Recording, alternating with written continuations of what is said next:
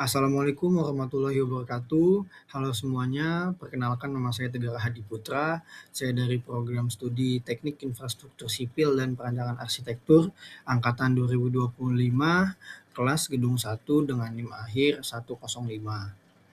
Pada kesempatan kali ini saya akan menjelaskan terkait dengan konsep dan alat waterpass. Jadi tanpa berlama-lama langsung saja saya mulai ke poin yang pertama, yaitu adalah konsep waterpass. Jadi untuk konsep waterpass ini kita bagi menjadi 3 poin. Untuk poin pertama yaitu adalah pengertian konsep waterpass. Jadi untuk waterpassing itu sendiri merupakan metode pengukuran beda tinggi permukaan tanah antara beberapa titik, bisa 2 titik atau lebih dengan menggunakan alat yaitu waterpass. Jadi untuk dalam ilmu ukur tanah, waterpassing itu sendiri digunakan untuk mengukur perbedaan tinggi atau elevasi dari suatu tanah maupun suatu wilayah. Baik, kemudian kita lanjut ke poin kedua yaitu untuk tujuan pengukurannya. Jadi untuk tujuannya seperti yang sudah saya sebutkan sebelumnya ya, untuk menentukan beda elevasi dan mengetahui beda tinggi tanah antara titik-titik yang sudah ditentukan sebelumnya. Jadi biasanya sebelum tahapan menembak titik-titik, pastinya kita melakukan prasurvei atau tahapan untuk menentukan benchmark atau titik-titik yang nantinya akan kita tembak. Kemudian juga untuk tujuan lainnya, biasanya pada proyek konstruksi penggunaan dari waterpass itu sendiri juga untuk membantu perencanaan konstruksi. Biasanya untuk menentukan kemiringan atau slope. Kemudian kita lanjut ke poin ketiga yaitu prinsip dasar dari pengukuran elevasi. Jadi untuk prinsip dasarnya yaitu dia menggunakan garis bidik horizontal dari alat untuk membandingkan tinggi titik melalui rambu ukur.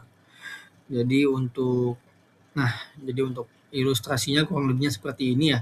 Jadi nanti ada alat yang didirikan di antara poin A dan poin B. Maksudnya di antara titik A dan titik B, kita dirikan alat. Lalu nanti di sini nih ada garis titik-titik horizontal. Garis ini yang kita gunakan atau konsep dari waterpass seperti itu kurang lebihnya. Jadi nanti titik-titik di sini titik A atau titik B kita bandingkan tingginya untuk menentukan perbedaan elevasi atau perbedaan tinggi dari suatu tanah. Kemudian kita lanjutkan ke poin berikutnya yaitu peralatan waterpassing. Jadi sebenarnya untuk peralatan waterpassing ini bisa berbeda-beda ya, tergantung dengan situasi dan kondisi yang ada di lapangan. Namun biasanya peralatan-peralatan yang sudah pastinya kita bawa, diantaranya adalah waterpass. Ini alat waterpassnya itu sendiri ya, seperti yang ada pada gambar. Kurang lebihnya seperti ini untuk alatnya. Kemudian nanti kita bawa juga bak ukur ya, yang berfungsi untuk sebagai titik tembak dan untuk menentukan satuan atau ukuran-ukuran pada benang-benang di setiap benchmark atau titik. Kemudian ada meteran juga yang biasanya kita gunakan untuk mengukur tinggi alat, dan ada tripod atau statif yang kita gunakan untuk mendirikan alat. Jadi untuk alat-alat utamanya ada 4 ini. Kemudian juga biasanya pada kondisi di lapangan alat-alat yang dibawa bisa lebih,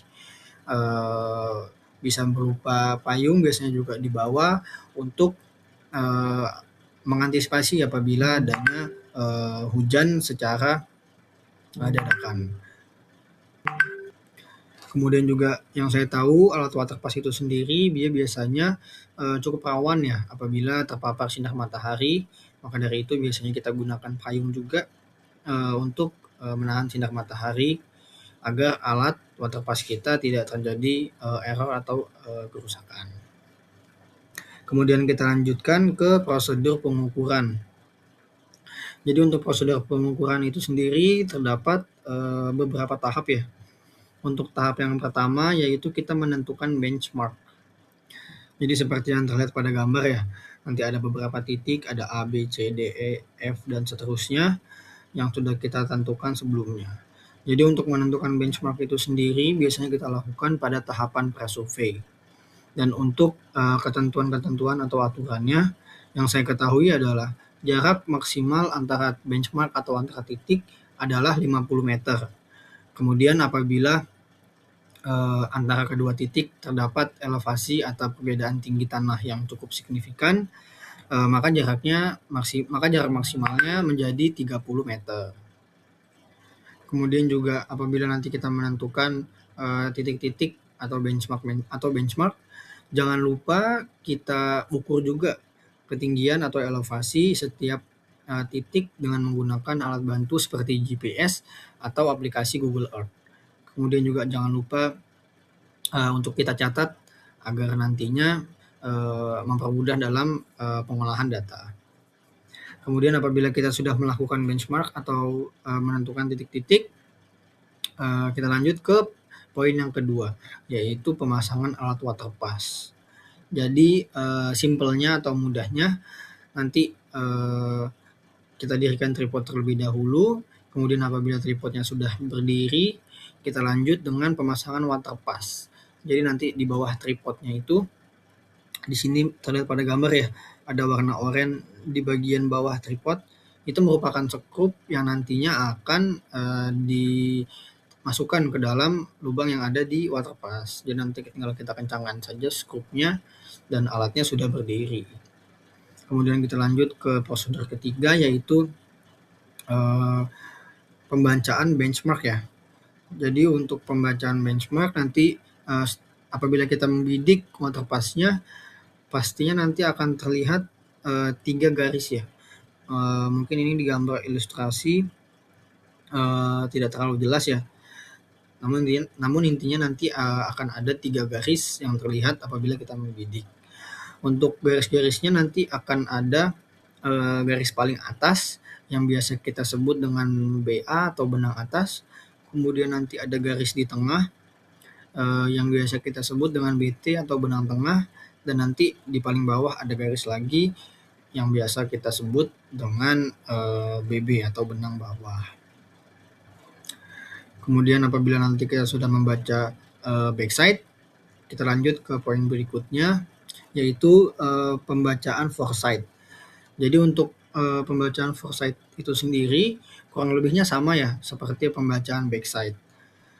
Yang membedakan hanyalah tempat mendirikan bak ukurnya saja. Jadi seperti poin yang kelima ya, kita ambil contoh pada gambar poin kelima. Di sini terlihat alat waterpass kita berada di tengah antara 2 bak ukur yang ada di sebelah kiri dan sebelah kanan. Di sini kita anggap saja arah dari waterpass itu sendiri mengarah ke bak ukur yang sebelah kiri.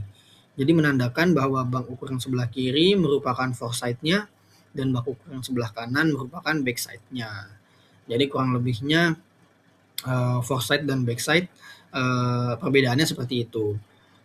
Dan untuk pembacaan dan pengukurannya kurang lebihnya sama. Kemudian setelah kita membaca foresight dan backside, kita lanjut ke poin kelima ya, yaitu adalah perhitungan beda tinggi. Jadi untuk perhitungan beda tinggi itu sendiri, seperti yang sudah saya masukkan ke dalam slide, untuk rumusnya adalah BTFS dikurang dengan BTBS. Jadi untuk BTFS itu sendiri merupakan benang tengah frontside, dan untuk BTBS itu adalah benang tengah backside. Jadi nanti apabila kita sudah mengukur dan mencatat benang tengah dari titik backside dan frontside, selanjutnya kita tinggal masukkan saja ke rumus untuk mengetahui perbedaan tinggi atau perbedaan elevasi di antara kedua titik tersebut.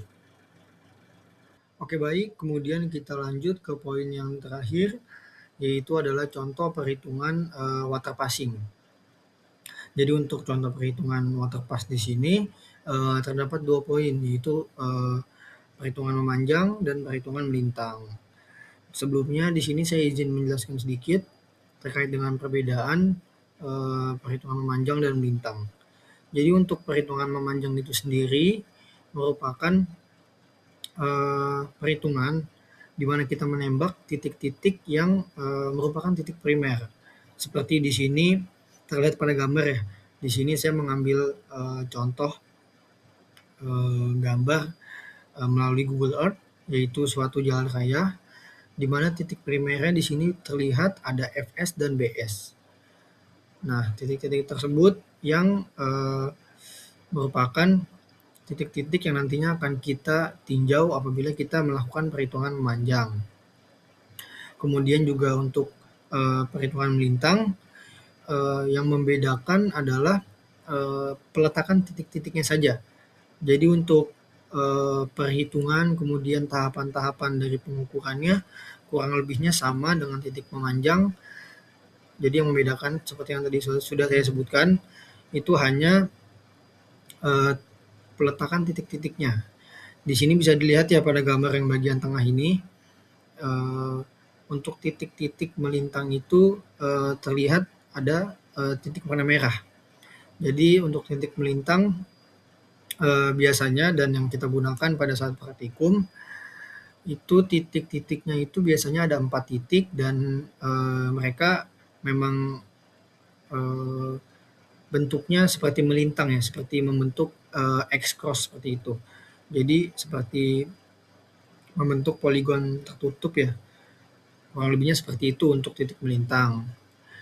Namun di sini saya menjelaskan prosedur perhitungan dari titik-titik yang memanjang saja karena untuk mengefisiensikan durasi dan saya rasa apabila sudah bisa menghitung dan meninjau titik-titik perhitungan memanjang, saya yakin pasti bisa untuk melakukan perhitungan melintang. Jadi setelah kita menentukan benchmark ini, ketika benchmark ini, jangan lupa juga kita catat elevasi di setiap titik. Di sini saya menggunakan alat bantu berupa aplikasi yaitu Google Earth untuk meninjau elevasi di setiap titik. Jadi untuk di FS itu sendiri elevasinya ada di 52,11 meter. Kemudian untuk di BS itu ada 54,35 meter. Dan di waterpassnya itu sendiri ada di 54,16 meter. Kemudian juga jangan lupa ya kita untuk mengukur tinggi alat. Kemudian kita lanjut ya ke poin berikutnya, yaitu adalah mendirikan alat di antara titik BS dan FS dan memastikan NUVO sudah center. Jadi untuk pendirian alat di sini kita mengambil sampel bahwa alat kita taruh di tengah antara titik BS dan titik FS.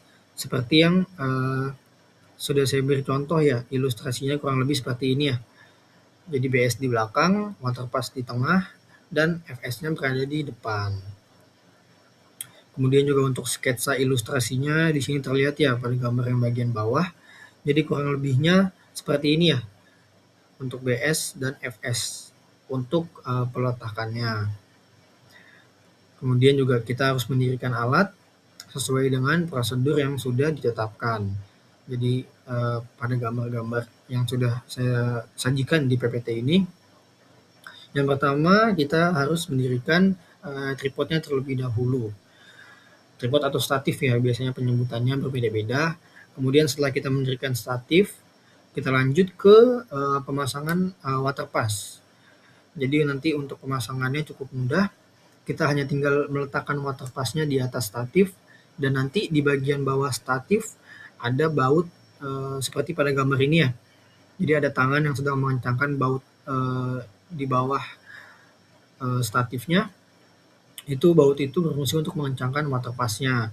Dan jangan lupa juga kita pastikan bahwa bautnya sudah terkunci dengan baik agar alat waterpass tidak jatuh. Dan apabila jatuh itu bisa menyebabkan kerusakan yang cukup fatal. Kemudian nanti setelah dikencangkan bautnya, visualisasinya kurang lebihnya seperti pada gambar ketiga dari kiri. Jadi nanti waterpassnya akan berdiri di atas statifnya. Kemudian juga Selanjutnya jangan lupa kita pastikan juga untuk NUVO-nya itu sudah center ya. Jadi nanti di sini di alat waterpass-nya ada gambar seperti lingkaran seperti ini, dan kita harus memastikan bahwa lingkaran yang kecil sudah masuk ke dalam lingkaran besar. Jadi untuk ilustrasinya kurang lebih seperti ini ya. Jadi nanti ada seperti lingkaran warna putih. Kita harus memastikan bahwa lingkaran tersebut sudah masuk ke dalam lingkaran besar, atau bahasanya biasanya adalah NUVO sudah center. Dan untuk memastikan bahwa NUVO sudah center, biasanya ada dua cara yang kita lakukan di lapangan. Biasanya bisa berupa kita mengatur dari tripod atau statifnya, ataupun kita bisa melakukan setting skrup ABC ya, seperti ya pada gambar yang ada di sebelah kanan. Jadi nanti di antara alat waterpass dan antara tripod itu ada seperti skrup warna hitam, biasanya ada 3, itu juga bisa kita gunakan untuk mengatur NUVO-nya. Kemudian setelah kita pastikan bahwa tahapan kedua ini sudah berjalan, kita lanjutkan ke tahap yang ketiga. Jadi di tahap ketiga ini adalah kita mengarahkan alat ke titik BS terlebih dahulu dengan menggunakan bantuan bidik visir. Jadi untuk bidik visir itu sendiri seperti yang sudah saya sajikan ya pada gambar ilustrasinya. Jadi bidik visir ini letaknya itu ada di atas dari lensa waterpass itu sendiri. Jadi nanti ada seperti lingkaran warna hitam kecil, dan apabila kita teropong, nanti di tengah lingkaran tersebut ada bentuk segitiga warna putih. Jadi nanti kita pastikan bahwa segitiga tersebut sudah sejajar dengan bak ukur yang nantinya akan kita tembak di titik BS atau backside. Kemudian setelah kita sudah memastikan bahwa bidik visir sudah sejajar dengan bak ukur, kita lanjutkan ke tahapan penembakan. Jadi untuk tahapan penembakan, ilustrasinya kurang lebih nanti seperti ini ya. Apabila nanti teman-teman sudah mulai membidik, nanti kurang lebih bidikannya akan ada visualisasi seperti ini, yaitu pada gambar di poin 4. Jadi nanti di dalam bidikan tersebut ada 3 garis ya. Jadi nanti ada 3 garis. Untuk garis yang paling atas biasa kita sebut dengan BA atau benang atas. Kemudian untuk garis yang ada di tengah kita sebut biasanya dengan BB atau BT atau benang tengah. Dan nanti untuk garis yang paling bawah itu ada BB atau benang bawah. Kemudian nanti hasil dari bidikan kita catat semua, dan pastikan sebelum membidik kita sudah paham bagaimana cara membaca rambu ukur. Jadi pada visualisasi di sini terlihat untuk benang atasnya itu dia berada di 123 untuk satuannya cm ya, karena bak ukur itu satuannya cm. Kemudian untuk BB-nya atau benang bawahnya di sini terlihat pada gambar, yaitu kurang lebih 111, dan untuk benang tengahnya itu ada di 117. Kemudian setelah kita mencatat dan mendata ketiga dari benang-benang tersebut, kita harus melakukan prosedur selanjutnya, yaitu kita melakukan koreksi benang tengah. Untuk koreksi benang tengah itu sendiri rumusnya adalah benang atas ditambah benang bawah, kemudian dibagi dengan 2. Jadi fungsi dari koreksi benang tengah itu sendiri itu untuk memastikan bahwa benang tengah yang sudah kita bidik sebelumnya apakah sudah sesuai atau ada kesalahan pada saat pembidikan. Jadi di sini kita lakukan koreksi, langsung saja kita masukkan angkanya ya. Untuk benang atas 123, kemudian untuk benang bawah 111. Kemudian kita bagi dengan 2 dan hasilnya adalah 117. Dan angka dari koreksi benang tengah itu sendiri ternyata sudah sama dengan angka yang benang tengah yang tadi kita bidik. Apabila sudah sama, kita bisa lanjutkan ke tahap yang selanjutnya. Kemudian untuk tahap selanjutnya Eee, Kurang lebih sama, kita hanya perlu untuk, memutar alat waterpass kita ke titik Fs atau nih seperti yang ada pada sketsa ini ya. Tadi kita kan menembak Bs atau bagian belakang dari waterpass. Kemudian selanjutnya kita ke titik Fs, kita tembak ke depan. Jadi untuk ke depan itu kurang lebih seperti ini gambarnya atau front sight. Jadi untuk front sight itu sendiri tadi sudah terlihat pada gambar. Pada gambar di sini sudah terlihat dengan jelas ya, untuk benang atasnya itu ada di 125 cm, kemudian benang tengahnya ada di 120 cm, dan benang bawahnya ada di 115 cm. Kemudian kita lanjutkan ke koreksi benang tengah. Kembali seperti yang sudah saya sebutkan sebelumnya, tinggal kita tambah, kemudian kita bagi dua, dan didapat hasil dari koreksi benang tengah kita ada di 120 cm. Dan hasil dari koreksi kita sudah sama dengan hasil benang tengah yang tadi kita sudah bidik sebelumnya. Jadi untuk hasilnya karena sama, kita tinggal lanjut saja ke tahapan yang berikutnya. Kemudian juga untuk koreksi maksimal dari selisih antara benang tengah dan koreksi benang tengah itu sendiri yang saya tahu ada di 2 mm.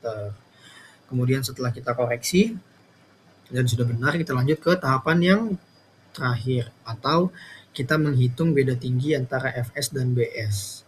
Jadi untuk rumus perhitungan beda tinggi antara Fs dan Bs itu sendiri rumusnya adalah benang tengah dari front side dikurang dengan benang tengah dari back side. Jadi langsung saja kita masukkan angkanya. Seperti yang tadi sudah saya sebutkan, untuk front side kita benang tengahnya ada di 120, dan untuk back side tadi sudah kita hitung benang tengahnya ada di 117. Kemudian tinggal kita kurangi saja dan hasilnya adalah 3 cm. Jadi untuk perbedaan ketinggian atau elevasi antara titik front side dan back side itu ada di 3 cm. Kemudian di bawah paling bawah sebelah kanan ini sudah saya sajikan sebuah gambar yang merupakan sketsa dari hasil perhitungan kita. Jadi nanti kurang lebihnya visualisasinya adalah seperti ini ya. Karena tadi ada perbedaan ketinggian 3 cm, jadi dari BS ke FS itu adalah jalannya seperti menurun ya. Jadi nanti jalanan di lapangan kurang lebihnya adalah jalan turunan yang memiliki beda ketinggian antara BS dan FS 3 cm. Dan saya rasa untuk gambar atau sketsa yang sudah saya berikan ini sudah cukup jelas untuk menggambarkan kondisi yang ada di lapangan. Mungkin untuk contoh perhitungan water passing itu saja ya. Nanti untuk perhitungan melintang atau cross kurang lebihnya sama seperti yang sudah saya sebutkan pada perhitungan memanjang. Jadi mungkin cukup sekian dapat saya sampaikan. Kurang lebihnya saya mohon maaf. Terima kasih atas perhatiannya. Wassalamualaikum warahmatullahi wabarakatuh.